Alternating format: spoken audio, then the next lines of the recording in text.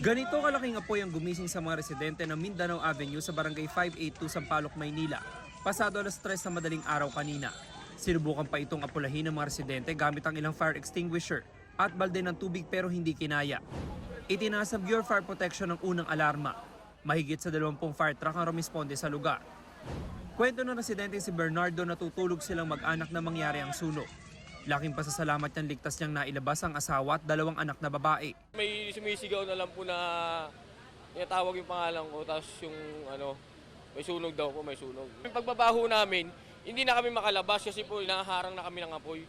Kaya ang ginawa namin, yung planggana ho, tinakbok sa ulo ho ng mga bata para nilabas. Tinulak ko na lang ho, kahit sububsub sila, bahala na, kahit kung anong mangyari. Walang naisalba ang kanilang pamilya ni isang damit o gamit. Ang kailangan lang ho namin yung kahit konting tulong lang ho sa bukal na puso, yun na po. Kasi lahat naman tayo nakakailangan eh. Napula ang sunog matapos ang halos 1 oras. Ayon sa BFP, umabot sa 5 bahay ang nasunog. Apektado ang 10 pamilya. Sa labas po makikita natin na more on concrete siya. Pero pagpasok mo po sa loob ay light materials yung gitna. Tapos titingnan po natin yung daanan, 1 tao lang po ang kasama sa loob. Kaya yung mga kasama po natin mga fireman ay doon sa bubong dumadaan.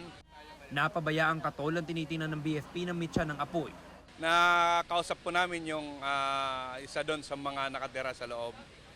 Kasi may kuryente naman sila. Ngayon, according sa kanya, na may sinisindan silang katol. Pero i-investigate pa natin yan on further. Inaalam pa ng mga otoridad ang kabuang halaga ng pinsala sa ari-arian.